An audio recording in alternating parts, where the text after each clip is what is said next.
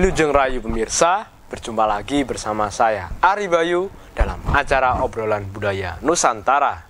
Nah, kali ini kita masih membahas tentang lakon, cerita maupun tokoh-tokoh yang ada di dalam pewayangan, khususnya wayang kulit Jawa. Mungkin pemirsa penasaran, kali ini kita mau membahas tentang apa? Langsung aja kita tanyakan ke Mas Gurit. Selamat malam Mas Gurit. Selamat malam Mas Bayu. Mas Gurit pernah bercerita bahwa Raja Negara Wirata yaitu Prabu Basuroto memiliki anak laki-laki yang bernama Raden Bromoneko. Nah, lalu apakah ada Mas kisah yang menceritakan tentang lakon Bromoneko tersebut? Oh iya Mas Bayu. Nah, kemarin saya juga mengatakan bahwasanya pernikahan dari Raja Wirata itu Prabu Basuroto beserta Dewi Bermaniyuto kalau tidak salah tadi, mereka mempunyai anak yang bernama Bromoneko, Raden Bromoneko, kalau tidak salah pada saat lakon Jamur Dipo kemarin Mas Bayu. Nah, Mas Bayu kali ini menanyakan tentang tokoh Raden Bromoneko tersebut, putra Raja Wirata yang pertama tersebut. Nah, yang saya ketahui Mas Bayu, di Serat Pustaka Raja di situ dituliskan ada balungan lakon yaitu Rabine Bromoneko. Jadi lakon yang mengisahkan tentang Rabine si Bromoneko, pernikahan Bromoneko tersebut. Nah, dimulai ketika di negara Wirata, Prabu Basuroto tadi dia sedang sedih karena memikirkan tentang anaknya yaitu Raden Bromoneko yang pada saat itu pergi dari negara Wirata pada saat itu. Nah, sang patihnya tadi Patih Sunggoto namanya, tadi diutus oleh si Prabu Basuroto tadi untuk mencari hilangnya si anak itu tadi Bromoneko tersebut. Nah, di situ akhirnya sang Patih Sunggoto tadi lalu berangkat di situ untuk mencari Bromoneko. Nah, sedangkan di negara Malawa pada saat itu rajanya tadi bernama Prabu Haiwono. Ia memiliki istri bernama Dewi Indradi. Nah, dia juga telah memiliki seorang anak perempuan yang masih bayi diberi nama Dewi Hoyi. Nah, Dewi Hoyi tadi diceritakan dia sedang sakit keras pada saat itu. Nah, sang raja pada saat itu Prabu Haiwono tadi mendapatkan wangsit agar anaknya tadi Dewi Hoyi tadi dimandikan atau disirami menggunakan air telaga yang dikupengi oleh Wisma Kencana atau bangunan yang berhias emas yang berada di Dukuh Wahita pada saat itu Mas Bayu. Nah, terus apa yang dilakukan Prabu Haiwono Mas setelah mendapatkan wangsit tersebut? Nah, sang raja tentunya pada saat itu mengutus kepada patihnya namanya Patih Muda Iwan Joyo beserta tumenggung Joyo Anggoto dan Joyo Sudikdo pada saat itu untuk menemani sang raja pada saat itu menuju ke tanah Jawa. Jadi ceritanya Haiwono tadi raja sabrang, lalu dia ingin menuju ke tanah Jawa mencari obat untuk anaknya tersebut, mencari telaga yang dikupengi oleh Wisma Kencana tadi. Nah, Dewi Hoyi pun lalu dibopong ditandu pada saat itu bersama-sama para pasukan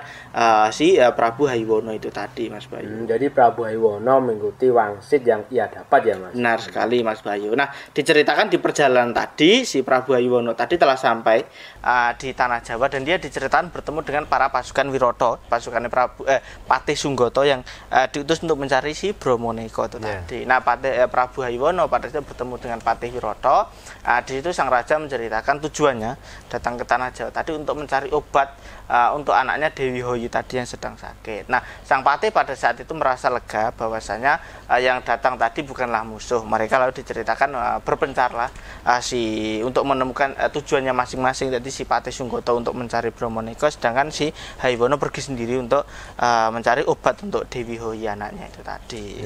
Nah, lalu sebenarnya kemana Raden Bromoneko itu berada Mas? Oh iya Mas Bayu. Nah, di Serat Pustaka Raja di situ dituliskan perginya di Raden Bromoneko tadi pergi di hutan namanya hutan Girindra. Girindra diceritakan dia sedang bersemedi untuk mendapatkan pulung atau wahyu supaya nanti dia bisa mengalahkan namanya Prabu Cingkorodewa yang pada saat itu menjadi istilahnya mengatasnamakan bahwasanya negarane Wirata, negarane Prabu Basuroto tadi kan di bawah si Prabu Cingkorodewa kemarin pada saat Cingkorodewa membedah ketiga negara Wirata, Giling Wesi dan Purwocarito kan di bawah kekuasaannya Prabu Cingkorodewa kemarin. Nah, di situ niate dari si Bromoneko tadi ingin mengalahkan si Prabu Cingkorodewa agar si negara Wirata tadi terbebas setelah seperti itu. Nah, pada saat itu Raden Bromoneko tadi, pertapaan tadi dia bersemedi tadi diterima oleh dewa, lalu datanglah si Bathara Wisnu pada menemui Bromoneko, mengatakan bahwasanya tujuan si Bromoneko tadi suatu saat pasti akan tercapai, bahkan ia juga pada saat itu akan diberi anugerah mendapatkan seorang istri pada saat itu. Nah, Bromoneko pada saat itu berterima kasih kepada Bathara Wisnu, lalu dia pergi dari tempat tersebut. Oh, ternyata hilangnya Raden Bromoneko itu ia sedang bersemedi dan apa Mas tadi? Girindra. Benar sekali Mas Bayu. Untuk bisa mengalahkan Prabu Cingkorodewa ya pada saat itu. Sedangkan di Dukuh Wahita pada saat itu di situ terdapat seseorang bernama Ki Buyut Logro. Nah, di sana pada saat itu dia sedang mengasuh anak Prabu Sri Mahapunggung yang pernah saya ceritakan. Sri Mahapunggung memiliki anak yang berwujud gajah kemarin. Nah, pada saat itu namanya Raden Gajahuyo, Raden Gajahuyo tadi lalu diasuh oleh si Buyut Lodro pada saat itu Mas Bayu. Nah, di situ Raden Gajahuyo diceritakan dia pernah diajari suatu ilmu oleh namanya Begawan Rukmawati. Nah, tentang bagaimana dirinya nanti bisa menjadi manusia.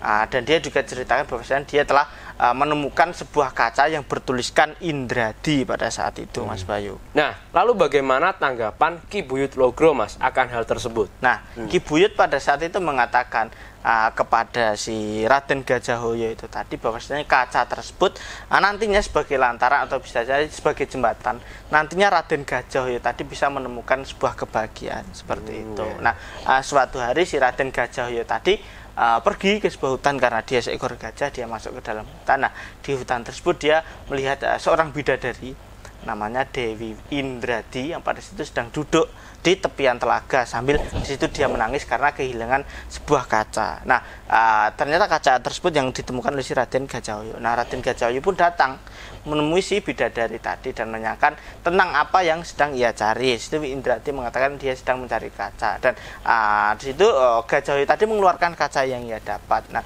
Gajahoyo mengatakan bahwasanya ia mau mengembalikan kaca tersebut jika si bidadari itu tadi, Dewi Indradi tadi mau dijadikan istri oleh si Raden Gajahoyo pada saat itu. Nah, lalu apakah si Dewi Indradi mau Mas menjadi istri dari Gajahoyo tadi? Nah, Dewi Indradi tadi pun diceritakan bersedia mau dijadikan istri, akan tetapi dia juga memiliki sebuah bebono atau syarat, istilahnya seperti itu, ingin dibuatkan sebuah wisma kencana yang mengitari seluruh telaga tersebut Mas Bayu. Jadi Dewi Indradi memiliki sebuah permintaan ya Mas? Ya, benar sekali. Nah, terus apa yang dilakukan Raden Gajahoyo Mas atas permintaan dari Dewi Indradi tersebut? Sebentar Mas, belum Mas menjawab, silahkan diminum dulu.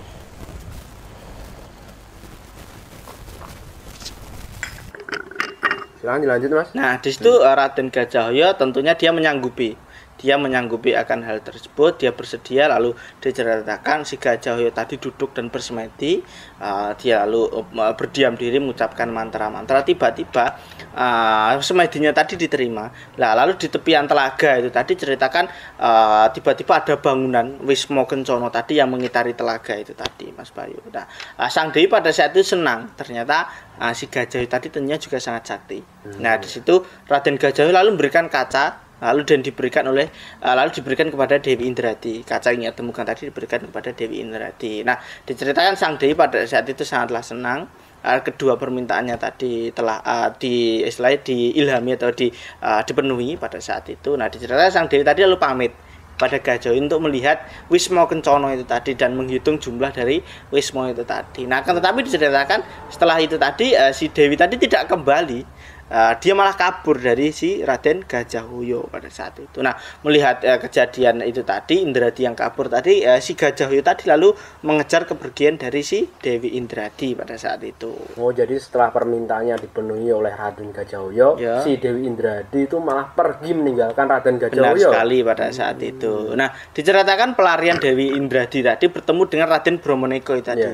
Bertemu Raden Bromoneko. Nah, di situ Sang Dewi tadi meminta pertolongan untuk diselamatkan dari kejaran Gajahoyo tadi. Dan nantinya jika Raden Bromoneko tadi berhasil mengalahkan Gajahoyo, maka ia bersedia akan dijadikan istri pada saat itu. Nah, di situ Raden Bromoneko pun bersedia. Nah, singkat cerita, si Bromoneko dan Raden Gajahoyo tadi bertemu. Nah, di situ terjadi engkel-engkelan dan terjadilah perkelahian di antara Bromoneko dengan Gajahoyo itu tadi. Nah, pada saat itu datanglah Bathara Narada Narut tadi melihat Geger tadi datang menemui si Bromoneko, dia memberikan namanya panah Hirawana kepada Raden Bromoneko dan juga mengatakan bahwasanya Gajahhoyo tersebut masih saudaranya.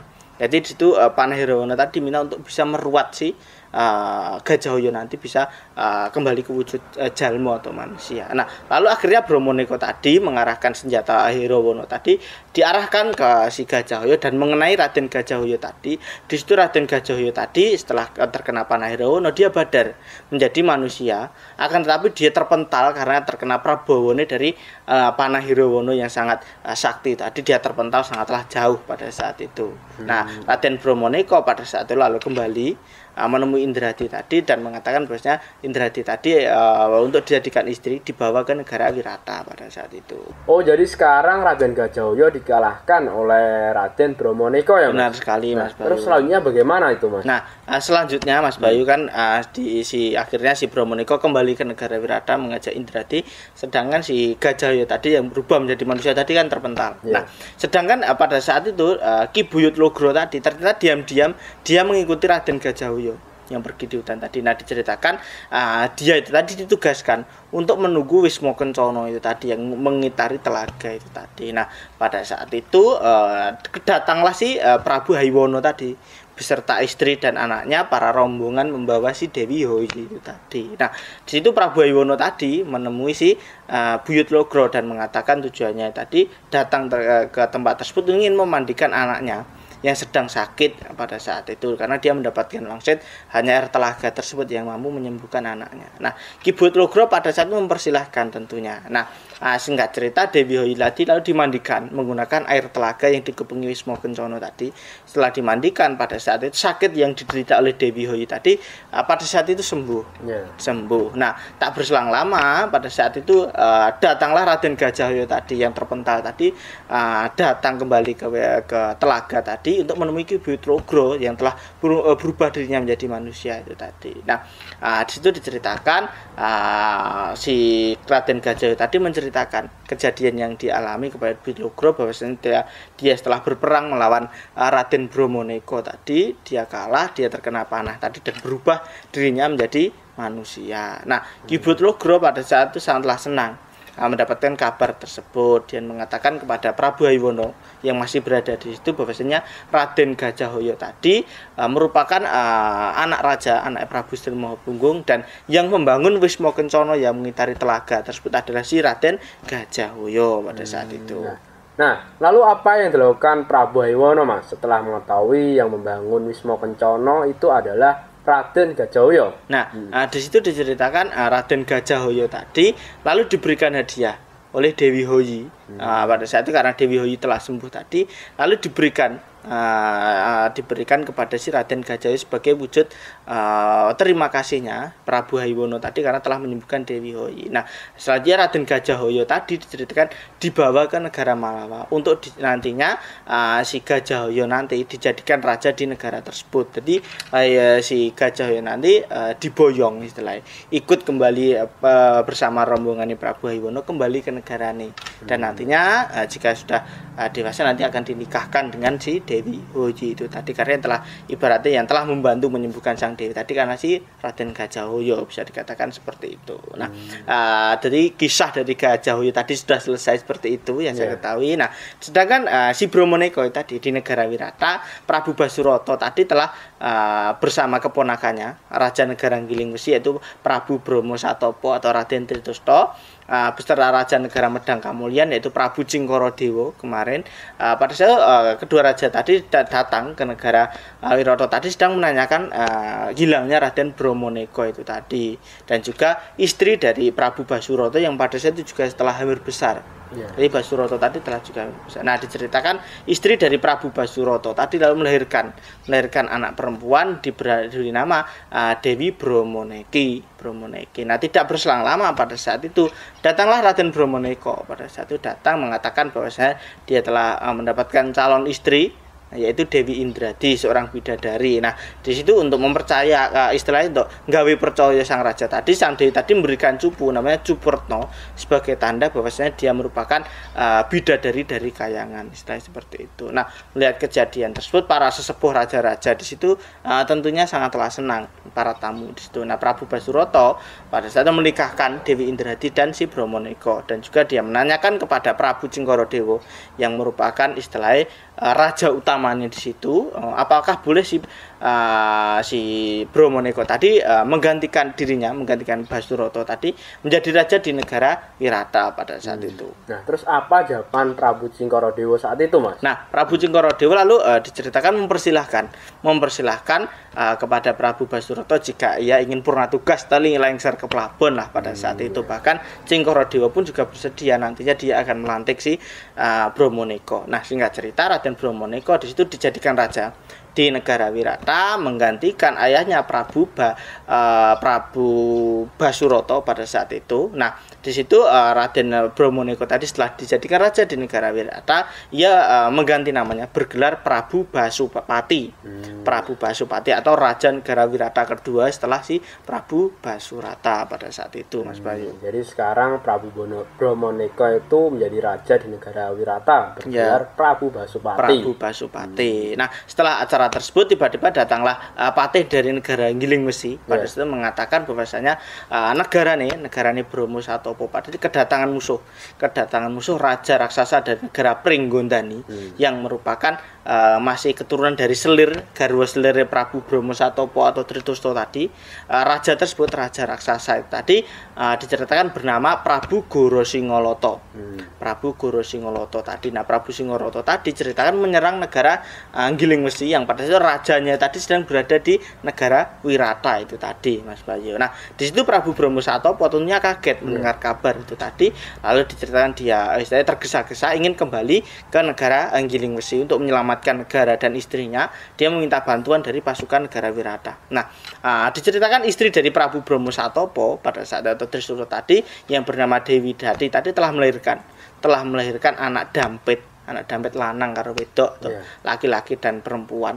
Akan tetapi di situ ada seseorang yang jahat di situ mengganti anak itu tadi, anak yang lahir manusia tadi digantikan oleh seekor kambing oleh istri selir dari sang raja bernama Dewi Retno Rojodati pada saat itu. Nah, bayi yang lahir dampit tadi akhirnya dilarung di sebuah bengawan pada saat lalu ditemukan oleh si Begawan Rukmawati. Nah, selanjutnya Prabu Bromo Satopo tadi ceritakan telat karena dia telah datang kembali ke negaranya. Negara Giling Wesi tadi negaranya telah hancur diserang oleh para raksasa dari Prabu Goro Singoloto tadi. Nah, akhirnya negara Giling Wesi tadi bedah, lalu dia mengungsi ke negara Wirata beserta anak istrinya. Nah, anak dari Prabu Bromo Satopo tadi lalu ditemukan oleh Begawan Rukmawati. Anak kedua, anak dampit tadi diberi nama Raden Parikenan dan juga Dewi Serini dan diasuh oleh si Begawan Rukmawati. Nah,